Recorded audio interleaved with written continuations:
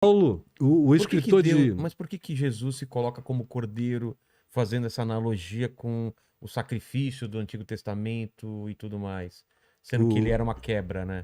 ele era quebra, mas esse cordeiro está presente na linguagem bíblica, designadamente como tendo existido desde antes do Big Bang, desde antes da fundação do mundo. Esse, Claro que não era um cordeiro, não era nada disso, é um símbolo.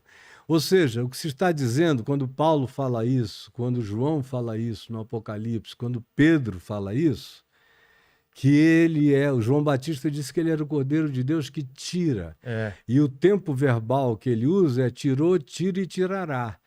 É quem tira sempre, quem arranca o pecado do mundo para sempre. para sempre. Não que ninguém esteja pecando, mas quem crê que ele tira, se pacifica. E todo aquele que se pacifica começa a entrar num estilo de vida infinitamente menos atormentado pela ambivalência humana.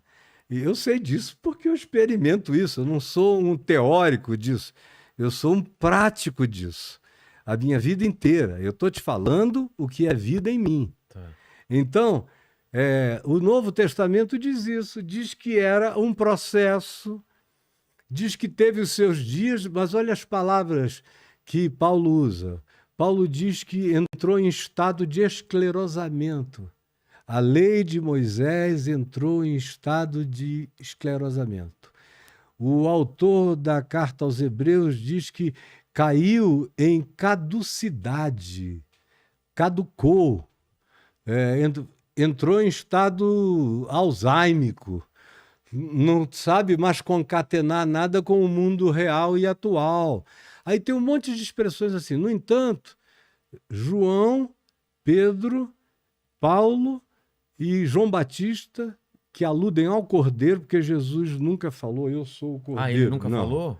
Ele só viveu como um cordeiro, Ah, eu achei que ensinando ele... a viver como cordeiro. Sei. E foi à cruz como cordeiro, sem abrir a sua boca, cumprindo a profecia de Isaías 53.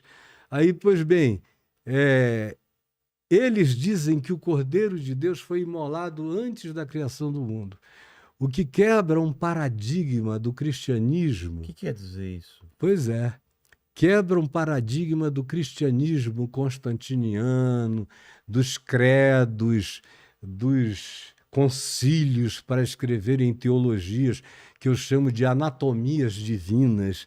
Os caras tentaram destroçar Deus, remontá-lo, frankensteinianizaram Deus nesses concílios. Mas esses apóstolos disseram, ele foi imolado antes da fundação do mundo. O que isso significa? O cristianismo desenvolveu a teologia de que Deus criou, aí deu tudo errado, É, aí ele enviou Jesus, não,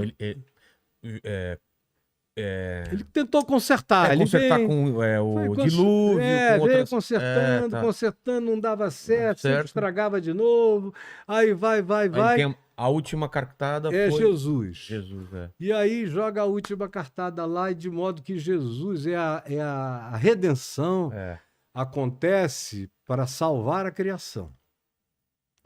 Esses apóstolos de Jesus, tudo gente da Galiléia, com exceção de Paulo, que estudou das melhores universidades, todos eles entenderam que o Cordeiro real, esse que é Deus em Deus, de Deus, um com Deus, como Jesus disse, eu e o Pai somos um, esse que é mistério puro, que nem existe. Eu costumo dizer que Deus não existe. Como assim? Você existe. Sim. Você é fotografável, mensurável, estudável, debulhável, você é tudo. Para partir de ti e de mim para o Big Bang existe. A gente já consegue chegar hoje à ervilha primal de adensamento de energia, massa, tudo isso. Mas uma ervilha primal que adense os universos todos em si mesmo já é um negócio absurdo, incompreensível. Incompreensível mesmo. Agora, isso existe. Porque só existe o que é detectável. O que não é detectável, o que não é estudável, o que não é verificável, o que não é manifesto Mensurável. como repetição constatável, não existe. Ah, entendi. E Deus, por definição, é o inexistente. Deus é o eterno e incriado. Onde é que, em cabeça de quem que isso existe? Em que laboratório isso cabe?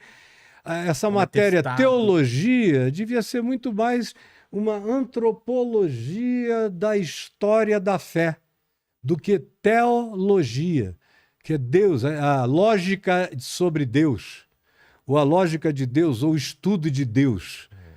Estudo de Deus é uma balela. Eu só consigo saber um pouco quem é Deus em Cristo Jesus.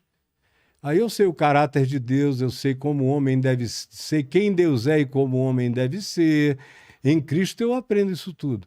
Mas antes de haver criação, o que os apóstolos estão dizendo é uma coisa transmetafísica, Então, cara. como ele foi imolado antes da criação? Pois é, ele se ofereceu. Quando Paulo diz que ele, sendo Deus, não julgou como usurpação o ser igual a Deus, está falando de Cristo Jesus, antes a si mesmo se esvaziou. E esse ato de se esvaziar de Deus é a criação toda. É ele tirando pedaços dele. Ele explodiu Deus. É o Big Bang. É. Ou o que quer que venham a ser os outros Big Bangs nos multiversos que existem por aí, em camadas dimensionais variadas. Tudo são partículas de Deus. Tudo. E ele mesmo é quem ele sempre foi, espírito e verdade. Mas ele nunca foi visto e o Novo Testamento diz nunca será. E o Apocalipse termina dizendo que na Nova Jerusalém não havia templo nem santuário. Porque, claro, que Deus vai caber em templo e santuário. Ele mesmo diz, os céus dos céus não me podem conter. Vocês, no entanto, me querem construir uma casa? Isso é uma pergunta que derruba tudo, né? Derruba qualquer ideia. Acaba com igreja, templo, religião. Igreja sou eu, é você. Igreja é gente. Quando tiverem dois não é prédio, reunidos, dois ou três em minha presença. Em meu nome eu aí estou com eles. Então, na Nova Jerusalém não tem santuário. E João diz, a única coisa que tem é a luz do Cordeiro iluminando o universo.